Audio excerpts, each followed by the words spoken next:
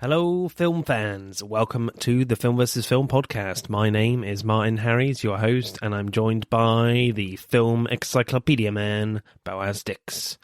We are a couple of filmmakers on occasion, but mainly can't stop yapping about movies. On this podcast, every episode we pick a topic from a film that's coming out at the cinema or on VOD. Myself and Boaz pick our favourite film from that topic, or team up against a guest and battle it out to decide which film will become the greatest film of all time.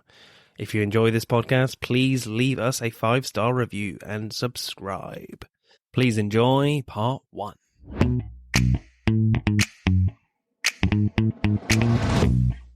This episode, as John Wick Chapter 4 is out on the big screens, we are talking R-rated action films 2. As we've already done an episode on R-rated action films already. What was that, Boaz? That was Upgrade versus John Wick Chapter 2.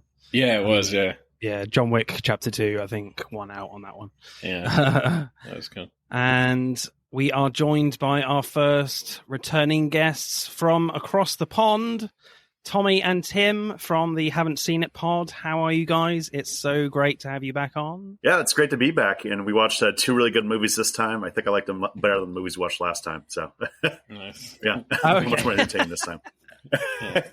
Yeah, I still like Jojo Rabbit a lot. Yeah, Jojo Rabbit was really good. Yeah. What were both of the ones that we watched last time? Hunt of the Wilder People and Jojo yes. Rabbit. Yeah. Both were good, but these are much more my speed. Very punny, Tommy. Oh, yeah. I can't even remember Hunt for the Wilder People. What the hell was Really? that? Yeah, you don't remember the sausage-eating politics, Boaz? No. I don't remember any of this. All right. All right. All blur. Was I unconscious? Yeah. Oh, dear. We really left an impression on Boaz. That's all I know. Yes. Yeah, no, sorry, man. Yeah, I don't know what the hell. Yeah, I don't remember any of that. Yeah, maybe it was just so good I blacked out. It was euphoric. Yeah. You couldn't handle the greatness. Yeah, I know. It's just too much. Couldn't process it. Too much sausage talk. So we've been on your podcast, guys, talking The Exorcist. Haven't seen it. So tell us about your podcast. Yeah, so the premise of our podcast is that Tim and I watch movies that one of us hasn't seen before. So, for example, when we started the pod, I never saw The Godfather before. I never saw all these great movies I'm blanking on off the top of my head, like Legally Blonde and stuff like that. And Tim never saw Scream or Nightmare on Elm Street, any of the good horror movies that I introduced him to. So it's a good dynamic where I haven't watched pretty much any of the classics, and Timmy hasn't watched any of the horror classics. So it's a little bit of a blend right there. Guys, there is a movie coming out at the end of June. It's a little-known franchise called Indiana Jones, and Tommy has not seen Temple of Doom or Last Crusade. Oh, my God. Oh, my... I've seen Raiders at least. Yeah. We watched that in that theater room, and that was 2 or 3 years ago. You did not watch that movie for a while. Jesus Christ. Well, no, Raiders I saw back in 2014 for the first time. But we tried watching Last Crusade, I think a couple summers ago, and I passed out during it, I remember. Because it was 10 o'clock at night and a couple drinks in me. It was kind of difficult for me to stay up, let's be honest. Not anything on the movie. It doesn't take drinks for him to pass out during the movie. Timmy, you said it's the 5th Indiana Jones film. Surely it's the 4th one. I'm pretty sure there wasn't a 4th. Yeah, that doesn't exist. Let's be honest, it's just going to be 3 Indiana Jones movies after the 5th one. So. Well, yeah. Yeah, we're all going to forget this one, too. So, I'm very excited. I'm very excited. It's going to be a clusterfuck. I can't wait. Okay. They de-aged Harrison Ford. It's like you could have just casted somebody else. We get it at this point, I don't know if you can do that, man. he's 80. It's fine. He looks as old as the artifacts he's trying to defend and stuff like that. Which one's older? Yeah, they should have cast Chris Pratt and just annoyed everybody. I would have been here for it, to be honest. Yeah, absolutely. And he should have dressed like Mario. Oh God! Just give him all the Hollywood roles. Yeah, should have had the Mario hat instead of the Indiana hat. Really piss off everybody. It's a Mario. Like the scene in Last Crusade, Tommy doesn't know what the scene is, but like when it's young Indiana Jones and he puts the hat on him and does like the nice transition scene, but then they do that and it's just like the Mario hat and he picks it up and it's just him and the Mushroom Kingdom. Yeah. I think that's brilliant. They should definitely do that. I've watched all of that. Yeah. Podcast derailed already. And of course, I'm joined by our local hitman who loves a glass of milk with his speed. Boaz Dix, how are you, sir? Yeah, I'm good. Good. I do love my speed. We do not condone drugs on this podcast. Well, I do. Cocaine is where it's at, kids. All right, yeah, we know you've seen Cocaine Bear many, many times. Amazing movie. Yeah, it's based on my life. So, guys, what do we think about John Wick 4? Are we excited for it? Or we had enough with the John Wick ones? Personally, I'm very excited for this one. Donnie Yen is back on the big screen. Donnie Yen is great. Personally, I'm just glad to see it again because we tried watching we did watch John Wick 3 in New York City in a 4DX theater. Oh, wow. And our friend somehow passed out in the 4DX Oh, my chair. God. Wow. For, a couple drinks. Somehow passed out, a.k.a. he had like 4 martinis before going in and then got a bottle of wine to take into the theater. Wow. And then he passed out in a 4DX theater, which I also would just not recommend 4DX ever. Like, awful experience. What was there like fire coming out of the stage and shit like that? Yeah, it was like fog and water coming out, and then I looked to my right, and then like the chairs would be shaking, and my friend would just be passed out, so, like sleeping soundly in the chair while I was shaking. I was like, "This is impressive." I'm looking at Tommy like, this should be you, dude. This is you. For once, it wasn't me. But overall, John Wick, I've liked all the movies. I still haven't seen part 2, but 1 and 3 were great, and I'm excited to see part 4 because Keanu action movie, I'm in immediately. Hell yeah. And I think the movie we watched, the Keanu action movie we watched, proves that point pretty hard. Yeah. Yeah, I think with John Wick is, I think it peaked at chapter 2. I mean, chapter 3, I think, was way more kind of style over kind of substance. And I don't know whether it's getting a bit confused in its own mythology of what the laws are in this world, but I still enjoyed chapter 3 an awful lot, but certainly chapter 2 is my favorite. But like stylistically, it looks amazing, but there is questions over like maybe the creativity of the action, like because we did Police Story on our last episode, and like the creativity of action from Jackie Chan is quite immense. So Yeah, it is. Yeah. I don't think we're going to get that kind of style, but No. it should be awesome still. Very violent. I just think it's cool that John Wick's like the only franchise that was created in the 2010s that lasted. That wasn't from a pre-existing media franchise. He's our guy. Keanu just saving us all. Yeah. He's the one. So, haven't seen it. What is your choice for R-rated action films? We went with Speed. Yeah, Speed. So we got to keep up the Keanu Reeves theme right there. Timmy and I both love this movie. Timmy especially more than me, but this is still a great action movie. It's everything I want from my action movies. I mean, were there any other films in contention for you guys, or was it just Speed? Well, there's obviously some that are great, like Die Hard and stuff like that, and like Predator. I was considering at one point, but like some of those, like have been over discussed, and like I feel like we can't bring as much to the table about like Die Hard than we can to Speed. Whereas I feel like not as many people has over talked that movie, and discussed it. So this would be a little more interesting wrinkle to add to the R-rated action movie pantheon. It's kind of like forgotten comparatively to the other like big action movies of the late 80s, early 90s.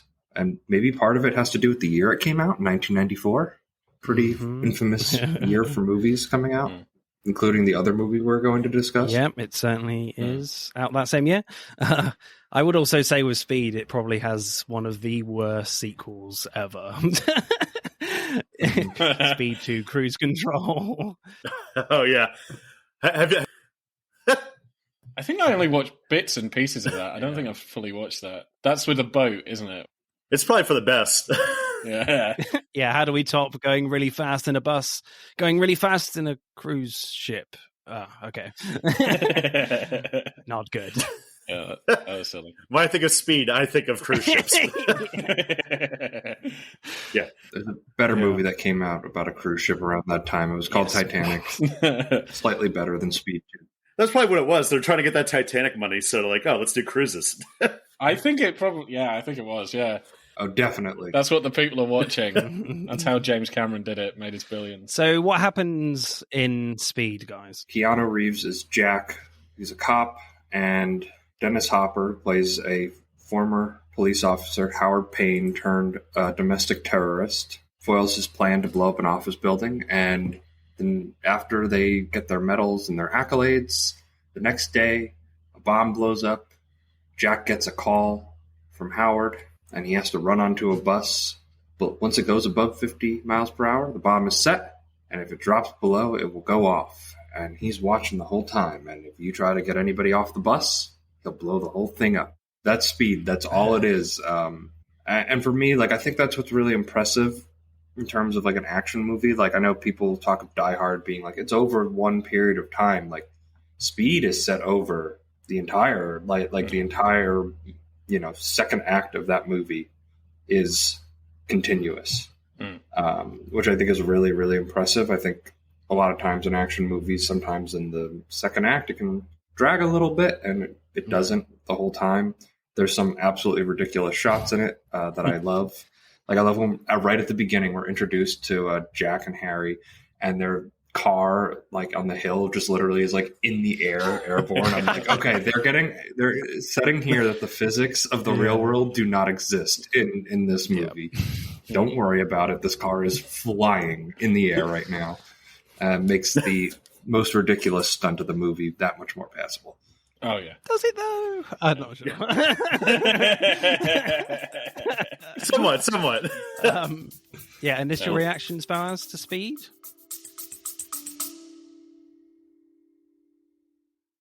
Hey, I'm James Lovino, and I'm here to tell you about Alternate Sides, a movie podcast with a twist. I've worked in the film business for 2 decades, but I haven't actually seen that many movies, and this has been driving my frequent collaborator, Sam, a self-confessed film snob, crazy. So every week, while he's stuck in his car trying to avoid getting a parking ticket, thanks to New York City's alternate side parking regulations, we discuss a classic film I've finally just gotten around to seeing. Alternate Sides, a new podcast about movies, parking, and a 25-year friendship, wherever you get your podcasts.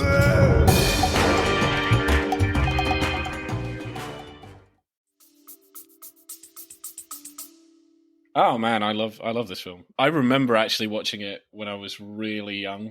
Yeah, and like Dennis Hopper always scared the shit out of me. Yeah, and I love that film and watched it again. It's pretty cool. I think for me, like, when I watched it for the first time, like late 90s, I guess, I really enjoyed it. I thought it was an amazing film, great action ride. But like watching it again for the podcast, I'm probably not as warm on it as I am as you guys.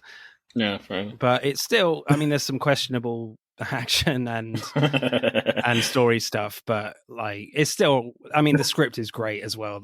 Some great lines in here. It's not one I would openly rewatch out of a big pile of action films, to be fair. Tommy? Fair. Yeah, I personally really like this movie. It's been probably about like 10 years since I've watched it in full, but I think it was really engaging. There's so many action scenes. We'll get more into the shots and stuff like that, but certain scenes just give me goosebumps when watching this. And it was just like a nonstop thrill ride throughout. Keanu might not be the best lead for this movie, but he's still an entertaining lead. So overall, I did like this movie. This is our 5th Keanu Reeves film on the podcast, I think. We've done 2 really amazing ones in The Matrix and, help me out, Boaz, John Wick 2. There you go. I mentioned it already. John Wick 2, and 2 absolute stinkers in Francis Ford Coppola's Bram Stoker's Dracula. Oh. And the Devil's Advocate. Yeah. I actually still like the Devil's Advocate. I don't care what you say. Yeah, man. Come on, man. It's terrible. I seriously don't care. No, I'm playing Devil's Advocate for the Devil's Advocate. Right. Okay. I like that movie. I don't give a shit what you say. We actually did Matrix 1 on one amazing Keanu movie, and then we did Matrix 4. One absolutely terrible. All right. So, directing then for Speed. I really enjoyed the opening set piece. I liked how Jan de Bont takes his time to set up like the situation without losing any pace in the storytelling. Like, I like how Jack and Harry work out how to solve the problem with the hostages in the lift by like connecting a crane to the lift, taking the bomb out of the equation. Then when the elevator is hanging from the crane after the bomb goes off, you've got like Harry and Jack trying to get the hostages out as the door space gets larger and then smaller as the crane gradually gets loose. So it's just kind of a great inventive idea to create like impressive suspense. So I really actually enjoyed the opening of this film. Also, a great intro to Dennis Hopper, I think, where he's pretending to be the janitor like immediately, and then gives that guy his papers and then stabs him in the face. Like, so straight off the bat with like crazy violence, But yeah, no, I completely agree. I really like the crane stuff and how it just builds up the suspense of that. The crane buckling and then coming off and then keeps getting stuck spot after spot, and then it's taking them so long to get the people out. The woman, she doesn't want to leave and just gets out just, in time before she's cut in half. Yeah, it does still make me wince, that bit as well. Yeah. I keep forgetting that bit, and I keep thinking she's going to get sliced in half. I'm like, you never see her again. So, Yeah. I did think that she died there too. Like, yeah, so did I. Like, because I haven't watched it a long time, so I was like, man, I swear somebody dies in this lift, right? And I thought she got sliced in half, but I was wrong. Yeah. I think from a direction standpoint, it's really good, like how much they focus on the hostages on the scene too. I mean, like some action movies would just gloss over them really quickly and like not even care. But like you have moments where the guy from Mad Men, that character actor, I forget his name, he was in Mulholland Drive too. That was one of the hostages. That's what I wanted to say. Patrick Fischler is in there. If you've watched Mad Men, he plays Jimmy Barrett. He's the guy in Mulholland Drive that has the dream. He's also in Twin Peaks: The Return. He is one of the all your Lynch.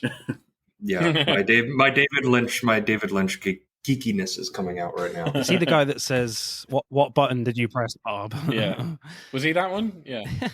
No, he's Bob, the guy that pressed the button. Oh, he's Bob. Yeah. He's the guy that pressed the button.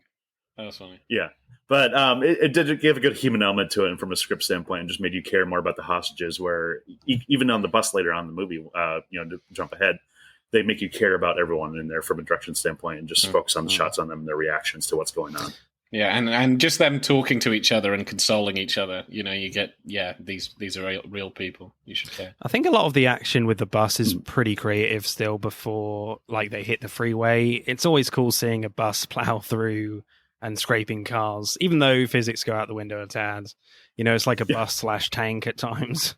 But when they hit the freeway, the pace does slow down and you can't just clip cars all the time. So I like how Dennis Hopper takes Helen out, one of the passengers. They take the driver off. That's the main focus of the sequence. Then all of a sudden there's a small explosion near the door, blows a hole in the floor, and that's where she was standing and takes a tumble. And I thought that was just a really inventive way to do that. And there's no way you see that coming. The film just doesn't really rely on crashing into stuff all the time, So I quite liked that bit too. Yeah. I also think it establishes that Dennis Hopper, he's not fucking around, right? Yeah. Like, it's like, okay, well, is he joking? Is he not? Like, if we tried to get these people off the bus, would this happen? Would this not happen? Keeps you guessing. Where you do have that thought in your head of going like, okay, is he like playing around? Like, what is his thing? And him having that little detonation there goes like, no, if you mess with my rules, I will absolutely blow these people up. Yeah. And I think what's great is that they established in the intro that he doesn't really fuck around. Like, he blows the elevator. And so you think he's just going to blow the bus. And so really it's just a case of like, oh shit, they're dead. They're all dead. It's a trick because it's mainly just the door that blows up and then, she dies. Yeah. So I like that, they kind of establish he might not fuck around, and that when he presses the button, you're like, okay, they're dead. It is refreshing to watch an action movie these days that like has essentially small stakes where like, the stakes at the end of the day is like, is this bus going to blow up or not? Instead of is just blue sky from the portal, like going to open up and destroy the world. Yeah. So I mean, like, the fact that we have like the scene of like the original bus just blowing up just means like, hey, he's gotten away with this before. It could probably happen again, and it just really just ramps up the tension in a great way. I think just because you need those scenes of him like actually being successful at being a terrorist.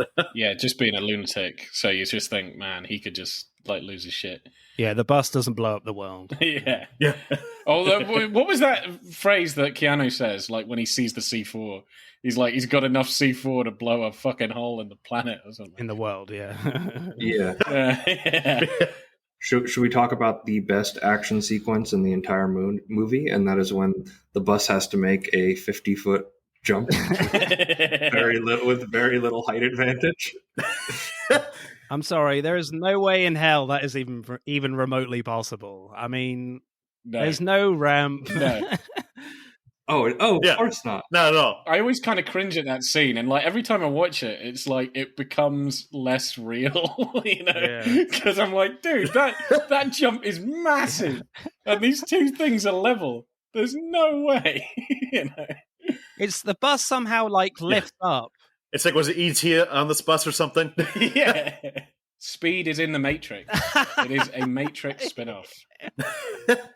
The only way. This is a Matrix prequel right here. That makes so much sense. Yeah, it probably is. It probably is the sequel we deserved. Jack was just was Neo before. Yeah, exactly. Yeah. Yeah, before he realized it. It should have been like that scene in Live and Let Die when Bond drives the bus through a low bridge and the roof like carves off. I don't know if you've seen that, but that's what should have happened here. They hit the freeway head on, splitting the bus in two, and we carry on with Jeff Daniels. Yeah. That's what should have happened. Yeah. I think what was it? I do like the jump, and I like the stunt, and I like the crash. I like everything about the stunt. It's just they could have added some ramp or some car that they go over or something. Just add something, and then it makes some sense, Help me suspend my disbelief a little bit more. It's like a jump that you try and play in like Grand Theft Auto when like you want to die. You're like, oh, just watch this. Hold my beer real quick. I'm gonna make this jump. Exactly. Or the police just attach some rockets to the back, and yeah.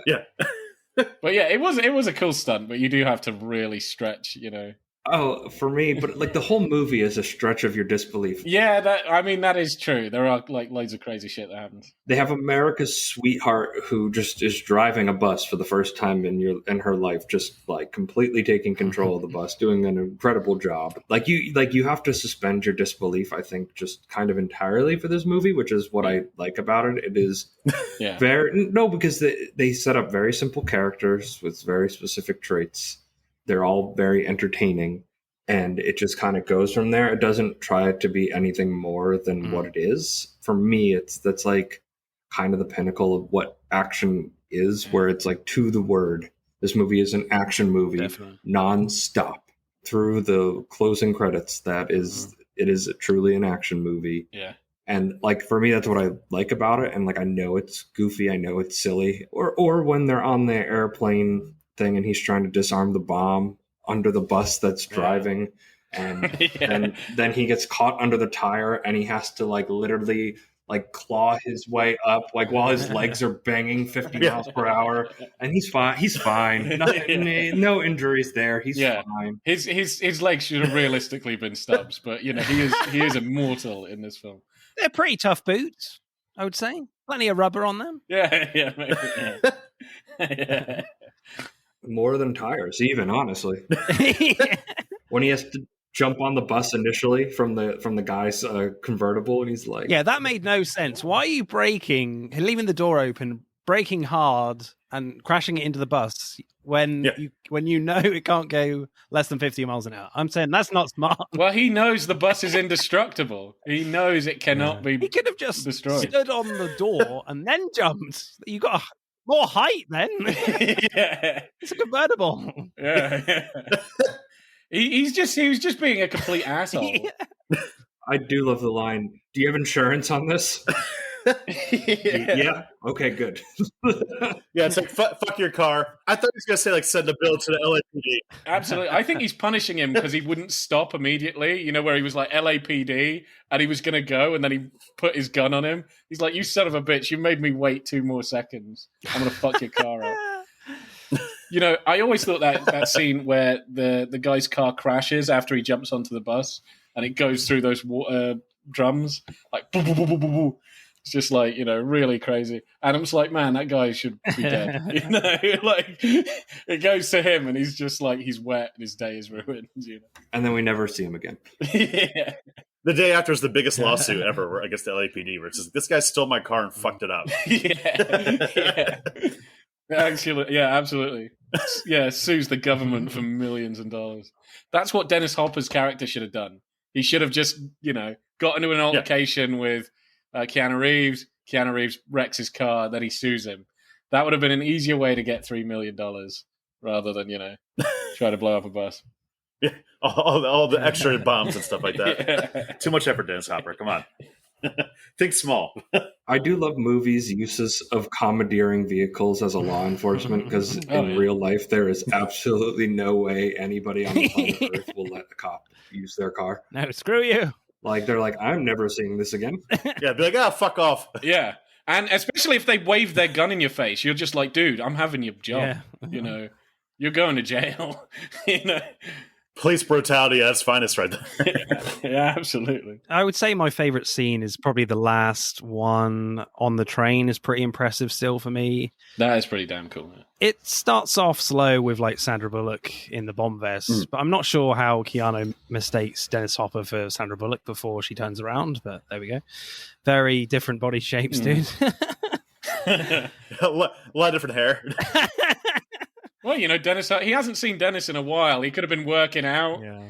He could have been, doing calisthenics. Yeah. It's only been 3 days, Yeah, exactly. Grow out his hair a little bit. Grow out his hair. Yeah, could have got some breasts. The fight on the roof of the train was a bit silly, but man, that was a cool death for Dennis Hopper, getting his head chopped off by a light. That was awesome. I almost always remember that scene because of the one-liner is so fucking absurd, where he's like, I'm smarter than you, and I'm richer, and he's like, boom, takes his head off, and he's like, I'm taller. I love seeing like great miniature work when the train collides through the underground too. Like the train bursting through the surface is still really impressive for me. Yeah. Favorite shot or scene, Tommy? So I'm gonna say my favorite shot would probably be when they're trying to turn the bus, and it's a very sharp turn. They have to get everyone on like the left side of the bus or something like that in order to make sure it doesn't tip over. And you can see the shot right there where it's just very so slightly like almost tips over. And that was one of those scenes that action-wise that just gave me goosebumps. Where I was like, oh god, because that felt like very practical stunts. And once again, it's also refreshing to see an action movie with very practical stunts right there, and that just some crazy driver did that for the fucking director day of. That's the one bit that feels remotely real, but possible. Exactly. It's the only real one because there are other sequences where she's making sharp turns and they're like, yeah, we're not going to do this again. Like 30 miles an hour. Yeah. They should be dead right now, blowing up. Tim?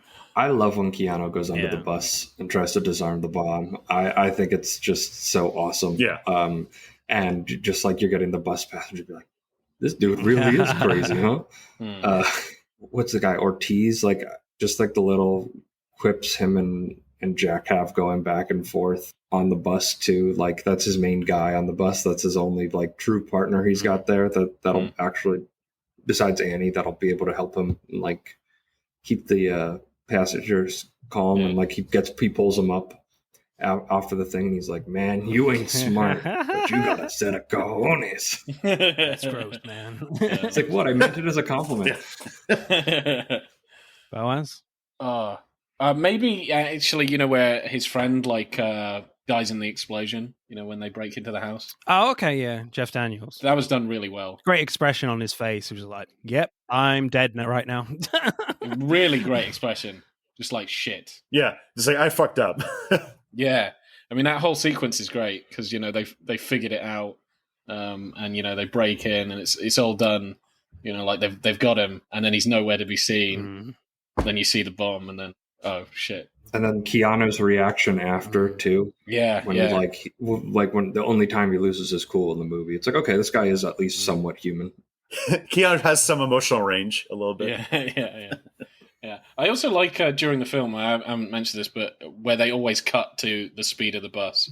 I mean, you know, that's a must. You have to do it. But I do love every time they do that. Yeah. Because it really does get you like, oh shit, you're going to die here. You know, it's going to close to 50.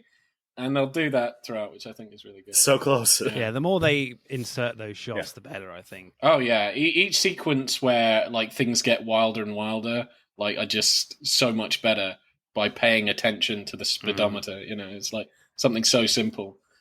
Directing score, Boaz, what should we go for? 7.7, 7.8? Oh, okay. I was thinking 7.6. Oh, okay. 7.6, yeah. Or we could go 7.8. 7.7. All right, sure. Haven't seen it. What are you going for directing of speed? 10? I was thinking like an 8.5 personally, so 50, the max speed. I'm comfortable with an 8.5. Yeah. Okay. You know, let's make it an 8.6. We can play around with the decimals here. Okay. We're going to go 8.6 on the directing. Okay. Yeah, just a little bit. Screenplay then. I quite liked how like the opening scene kind of sets up the psychology for Jack for the rest of the film. Like when Jack and Harry work out the problems with the elevator, and they work out that Dennis Hopper is in the building in a freight elevator. That was kind of cool. But at the same time, they seem quite intelligent working this out. But there's an argument to say they're guessing a lot and working off instinct.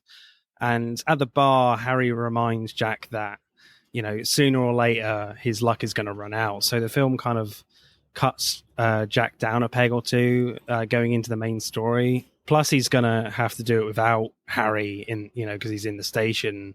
But when after Harry dies, it doesn't feel like much changes for Jack because he's just on his own anyway. So I didn't see why Harry had to die.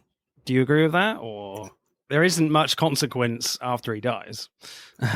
Well, I think it was more to just establish like Hopper's cunning, Howard's cunning, like how he's able to. He's just one step ahead of them the whole time, and it just adds to that more than impacting Jack as much. But like there is the ones, the moment after where he like his best friend died, like he's realizing that they're all going to die in this bus pretty much, and he's just having like he just melts down, like he's like, I just did all of this, and like my luck has run out.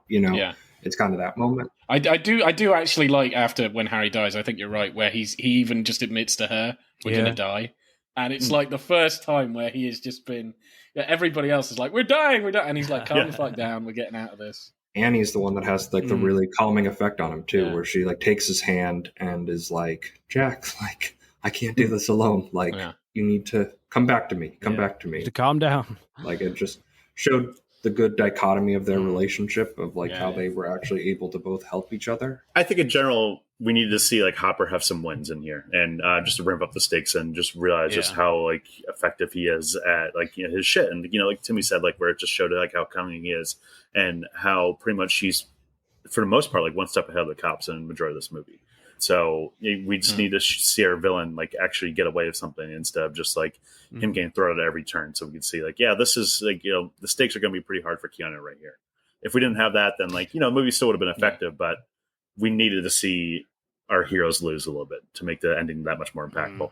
Well, you kind of have Helen die under the bus as well. And I feel like there's not much of a story change when Harry dies. I think that's what I'm kind of getting at, is that like the situation is still the same, Yeah, no, I absolutely do see what you're talking about, yeah. But it's almost hard for him to impact the story, though, from where he was on the location, other than him having to try to disarm the bomb. Yeah, I do actually think that is a really good point. I think you could somehow have even got him on the bus in a different movie and then killed him off, or made somebody else like his center on the bus, and then that guy gets killed or something. But I do think that is a pretty good point. I don't think it was a glaring problem I had because I never really thought about it until now. So But it is an interesting take. Yeah, it would have been interesting to see if they could have somehow had Harry on the bus as well. Yes, you're going to lose something with Jack and Annie with their dynamic, which is always really cool to watch. But, Harry and Jack at the beginning of the film, they have such a great chemistry together in those two actors, Keanu Reeves and Jeff Daniels. So it's just disappointing you don't really get much of that following on the bus. But yeah, because I think I prefer the dynamic between Keanu Reeves and Jeff Daniels compared to, Keanu and Sandra Bullock personally. But I mean, that's a minor gripe. You didn't like America's Sweetheart in this? Oh, no, she's hot as hell. Whew. No, she's great, Yeah. I was just saying, he liked that. I know. Oh, I know. You like the bromance more than the actual romance. Yeah. He's just saying Keanu and Jeff have a better romance. He would like to see them to get together. Oh, yeah, pretty much. Yeah, absolutely.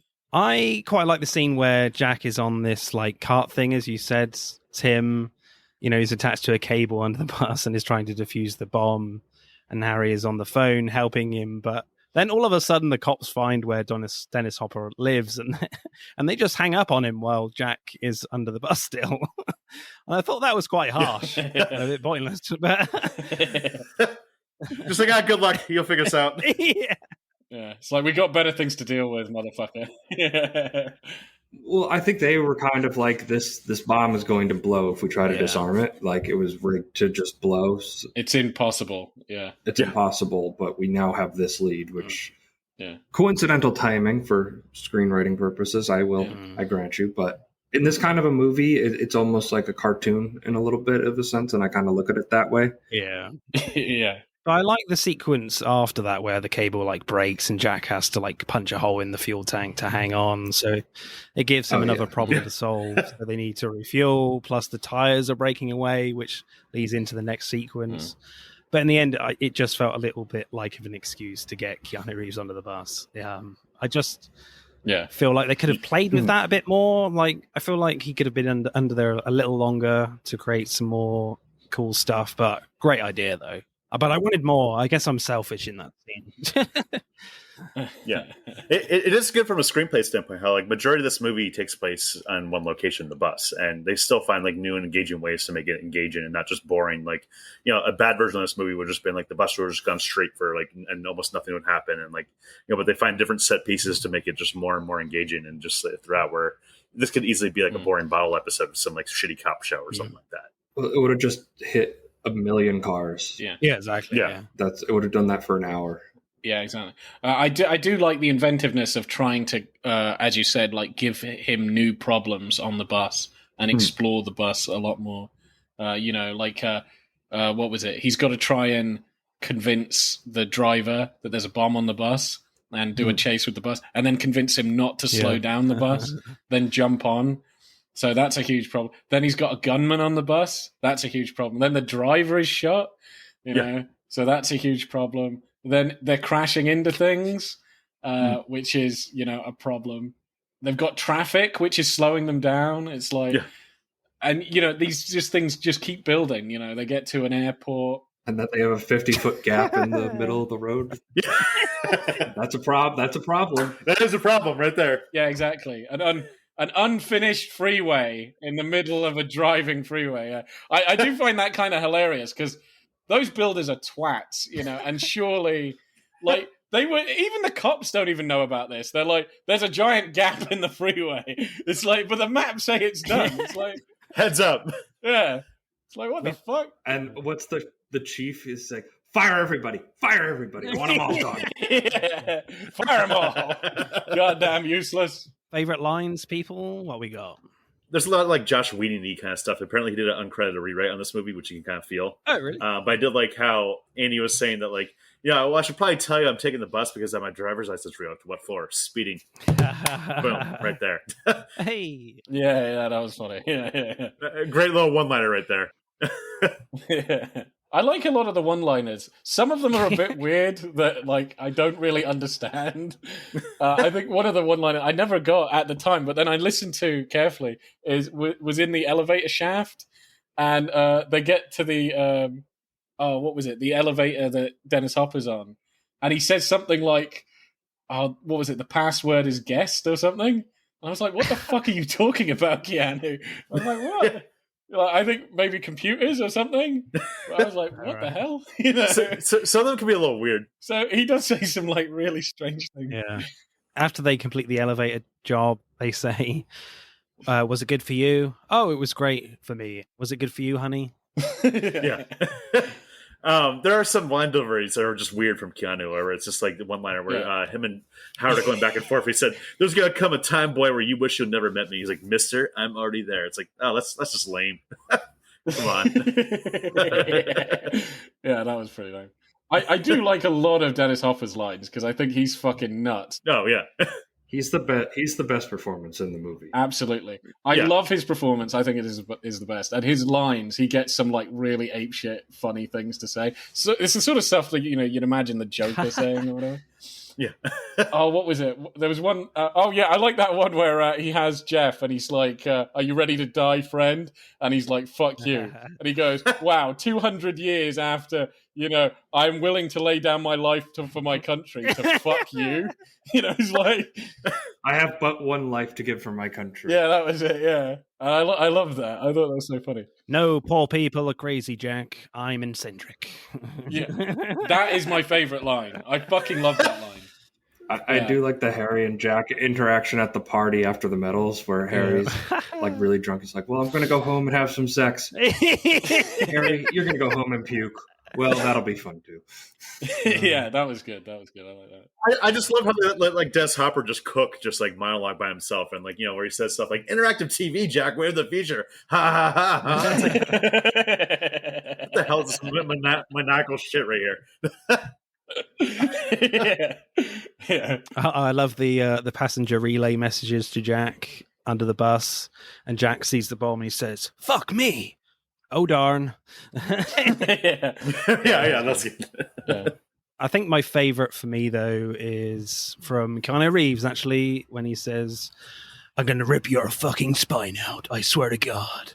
Someone just watched Predator before they got on the bus, I guess.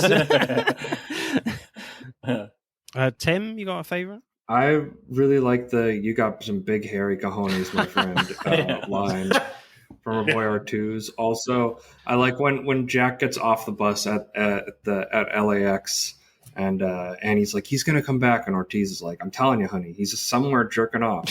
He didn't have to be on the bus in the first place, Ortiz. Hey, get your ass behind the yellow line." Yeah, this film is surprisingly sexual. I mean, when he says the big cojones line, you've got Keanu Reeves' crotch in shot.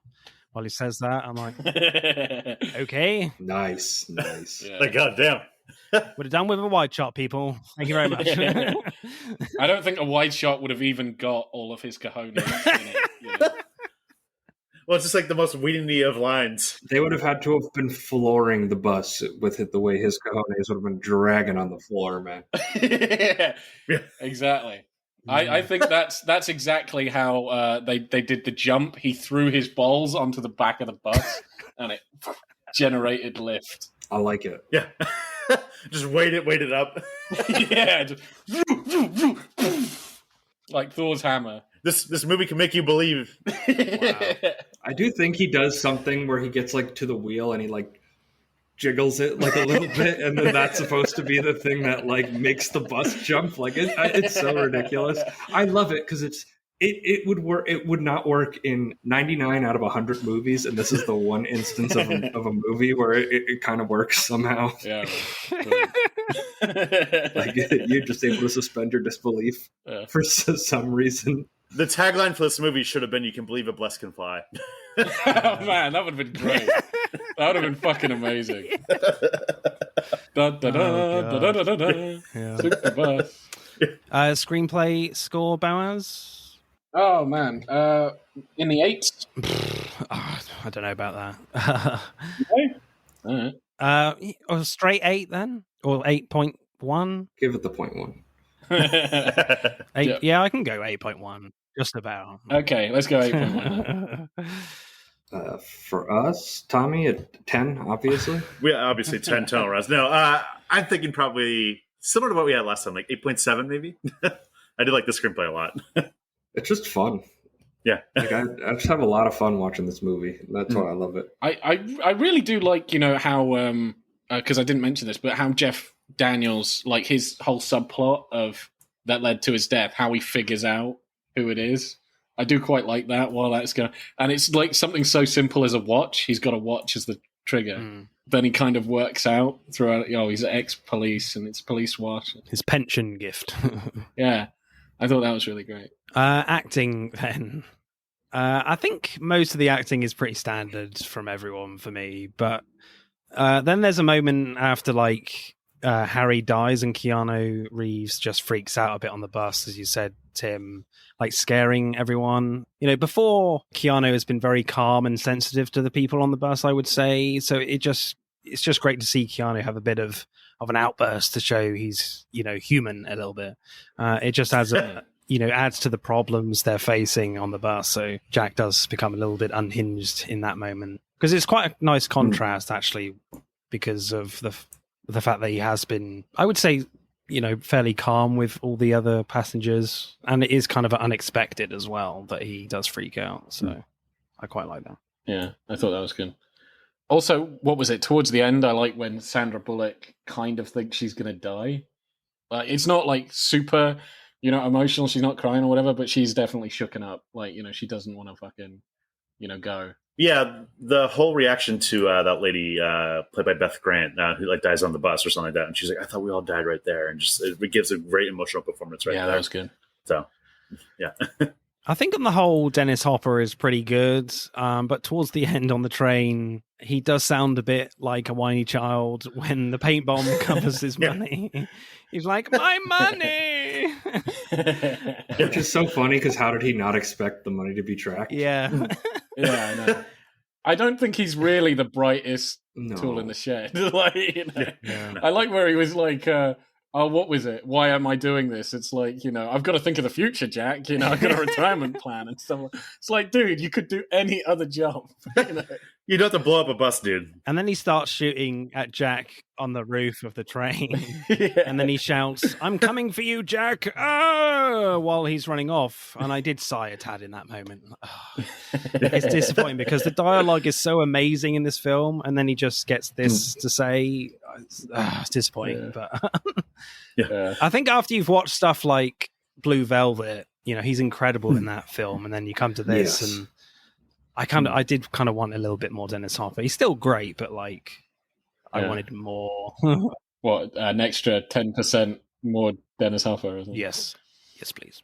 Just a little bit more, but I feel like they did let him chew as much scenery as he wanted. Right there, Dennis Hopper, where like he just was eating up all the scenery right there. And I feel like some scenes were literally just like they just let the cameras roll. Dennis Hopper didn't even realize I was filming, and he said some maniacal shit into the camera.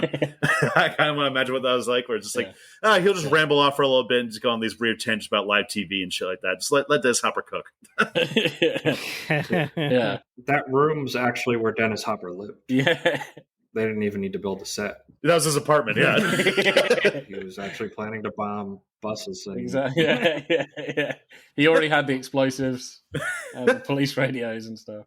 But yeah, I do like, Dennis Hopper's like weird outbursts and stuff like that. I also kind of quite like where you're so used to him doing that, just being a maniac, that I liked when he was like really quiet to Sandra Bullock and sort of teasing her. Oh, it's going to be fine. You're going to die painlessly. There's not going to even be much left of you, and I'll be gone with my money. And I just thought that was like really creepy. How he sort of, do you know what I mean? Like toned it down. Wasn't as kind of as nutty in that scene when he's like still saying some really nutty shit. What do we reckon of Sandra Bullock in this film? I think she's great. Has a lot of great humor. Yeah, I thought she was great. Great chemistry with Keanu Reeves. Definitely great chemistry. Yeah, she's a great like romantic interest, and like really like one of the best parts of this movie is just her dynamic with Keanu right here. Dennis Hopper's my favorite performance, but Sandra Bullock would probably be second right there, and she gives off like those Josh Whedon-y lines so well, and she quips very well, and just she's a really likable and hilarious character, and this is why this movie was a star-making performance for her. She became Sandra Bullock from this movie. Oh yeah. Also Jeff Daniels too. He's just always great. He's pretty hilarious when he's in the bar and he says that line, "Oh, I'm going to have some sex now." Okay, Tim, favorite performance for you? I mean, it's Dennis Hopper. It's a runaway bus, if you will. Yeah. In terms of who's the best performance in this movie. Yeah, it's Dennis Hopper. I mean, I want to shout out my boy Alan Ruck, Cameron from Ferris Bueller. Sure. What's his name? He's the guy in Succession that's not Cameron, but it's something else that starts with a C, and it just annoys all hell out of me that they just didn't call him Cameron, because everybody's just going to look at Alan Ruck and go, that's Cameron from Ferris Bueller. So they just call him Cameron instead of whatever. They should have done, yeah. It's an adult Cameron. But he's basically turned into his dad or something. Yeah. Alan Ruck, the guy who plays, I think it's Carlos Carrasco who plays Ortiz. Love that guy. Just like all the people on the bus too, like they just give like nice little performances here or there, like just to emphasize like the reality of the situation a little bit in a pretty unrealistic scenario, and it just adds more of a human element and more of a threat of the bomb actually blowing up, and it gives that tension to the movie. Like, I just like all that. Like, they're not going to get enough screen time to actually be the stars, but they give them enough time. They're good. And also the police chief, he's awesome too. Oh, yeah. Yeah, he was pretty cool, actually. I feel sorry for the tape recorder guy when he's like, come on, record it. I mean, chill, dude. Yeah. You can only go so fast. You got 10 seconds, motherfucker. No pressure. Yeah, I did like the police chief because his sense of urgency at every scene, like, very tense all the time. Tommy, favorite performance for you? I definitely have to go Dennis Hopper too. He just pretty much made this movie, and like he's probably up there as one of the greatest like action movie villains, I'd say. Just like a very over the top maniacal performance, but in a way that this movie needed. So I just loved it anytime he was just cooking in this movie. Boaz? I'm going to go with the bus driver. Oh, okay. Nice. Oh, yeah. Sandra Bullock. No, the original bus driver. Because, all of the prosthetics that guy had to wear. Just like one wound on his shoulder. I mean, come on. Didn't it always strike you as weird? Like, I don't want to insult the guy, but he is so weird looking. Right? What the hell, man? Very distinctive. Wow. No, when I was younger, I really was confused as to why a caveman is driving the bus. He does look like a Neanderthal. And, God. A little bit, yeah. God, he is so weird looking. You're making this very difficult for me to cut this out, man. Seriously. Don't cut it out, then. Is he going to find me? Like, drag his knuckles, find my house, and beat me with a, I don't know, bus. Did you know that he was actually the inspiration for the Geico caveman commercials? Was he really? I'd 100% believe that. Why on earth would I know that at all? Just the guys that wrote the Geico commercials. Just, all the Geico trivia. Were influenced by speed. Oh, God.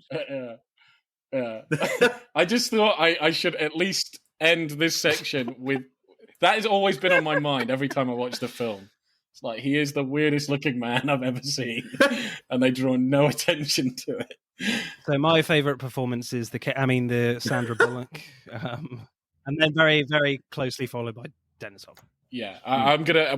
When I'm not joking, so maybe the bus driver would be my second. Okay. But my first is Dennis Hopper. Okay. What about Keanu, guys? Like, we just not even a mention, just like...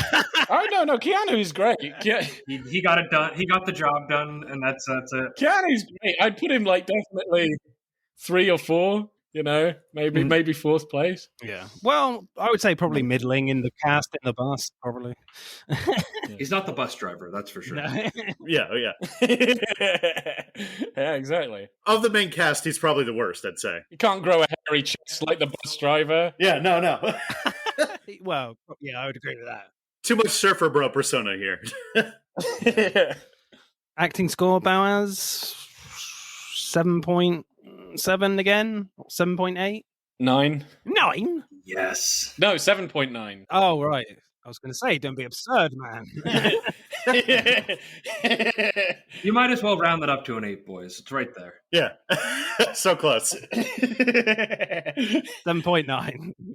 Haven't seen it? Let's go with an 8.4 here, Tommy. 8.4, 8.2, yeah, because Keanu's the only weak link, I think, for me. He's good, but he just stays in his lane. It isn't really that dynamic. So 8.2. Yeah, but that's what Keanu needs to do, man. He just needs to stay in his lane. Well, exactly. Exactly. Just kick ass, Keanu. That's all we want you to do. Kick some ass. Take some names. So 8.3 then? Or? Yeah, 8.3. We're going 8.4. Okay. 8.4. Yeah. Lock it in. 8.4. Lock it in. Okay. All right. Speed's about to get destroyed by Leon the Professional, so I gotta give my movie as many points as possible. Squeeze out every little decimal. Let's add up the scores then for Speed. Speed gets 49.3. Not bad.